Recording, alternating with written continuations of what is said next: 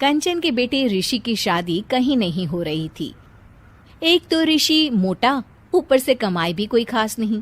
लेकिन कंचन को तो शौक था मॉडर्न बहू लाने का, और उसे एक दिन ऐसी लड़की मिल भी जाती है।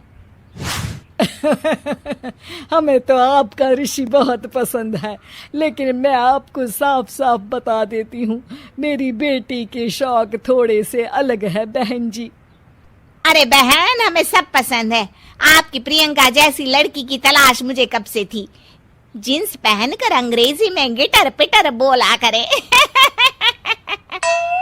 अरे बहन जरा सुन तो लो, मेरी बेटी क्या क्या है। अरे नहीं नहीं बहन, बस लड़की को देख लिया तो सब कुछ देख लिया। आप ना शादी की तैयारी करो, और वो जरा सामान की लिस्ट भी दी है ना मैंने। हाँ बहन जी, सारा सामान शादी से एक दिन पहले ही आपके दरवाजे आ जाएगा। मजा आ गया, मजा आ गया।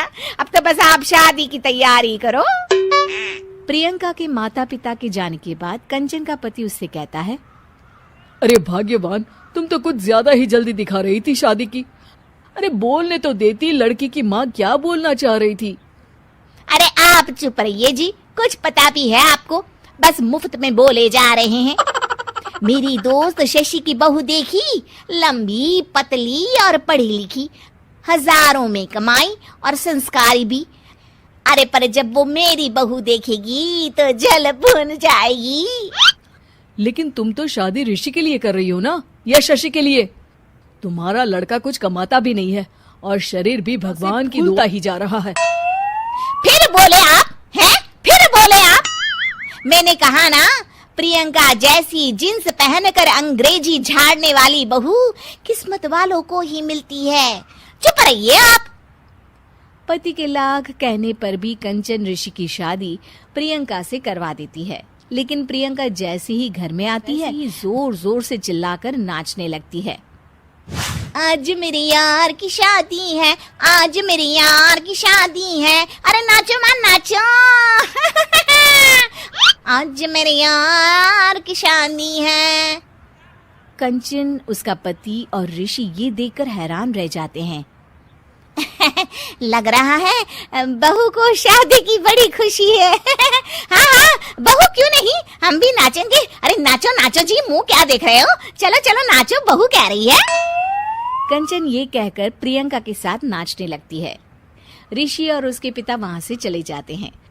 अगले दिन कंचन अपनी सहेलियों को प्रियंका से मिलवाने के लिए घर बुलाती है, जहाँ शशि भी आती है। अरे शशि, कैसी हो? मैं ना तुम्हें प्रियंका से मिलवाती हूँ। अरे सच में बहुत ही एडवांस सोच की लड़की है। कितने मॉडर्न ख्यालात है उसके, पता है तुम्हें? अरे हाँ कंचन, जरूर। बच्चों की शादी अच्छी ही होनी चाहिए। और वैसे भी तुझे तो शुरू से ही ऊंचे ख्याल की बहू चाहिए थी। तभी कंचन की सहेली कहती है, अरे कंचन, बुलाओ ना प्रियंका को, हम भी मिल ले। अरे बहू प्रियंका, जरा बाहर तो आना। कई बार आवाज देने के बाद भी प्रियंका बाहर नहीं आती है, तो कंचन को बुरा लग जाता है। वो उसे लेकर बाहर आती है, लेकिन ये क्या, प्रियंका लड़खड़ाती हुई बाहर आती है और उसके हाथ में शराब की बोतल होती है। हालांकि शराब पीना स्वास्थ्य के लिए हानिकारक होता है और ये हमारी किडनी के लिए बहुत ही खतरनाक है, लेकिन कंचन की बहू प्रियंका पूरे नशे में होती है। अरे इतने सारे लोग। ये कहकर वो शशि के पास जाती है। आंटी जी, पत्ते खेलेंगी, पत्ते। अरे दूर हो, दूर हो, तुम्हारे मुंह से तो शराब की बदबू आ रही है। अरे कंचन, माना तुम्हें मॉडर्न बहू चाहिए, लेकिन आधुनिकता का मतलब ये तो नहीं ना। बुरा ना मानना कंचन, तुम्हें पता था कि तुम्हारे बेटे की कमाई और शरीर दोनों ही ठीक नहीं है, तो तुम्हें उसी हिसाब की लड़की से शादी करवानी चाहिए थी।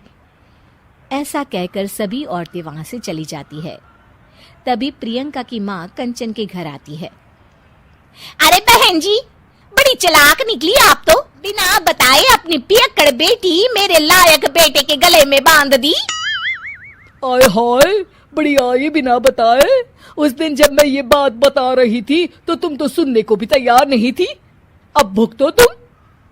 ये कहकर वो वहां से वापस चली जाती है। सबके जाने के बाद कंचन अपना सर पकड़ लेती है।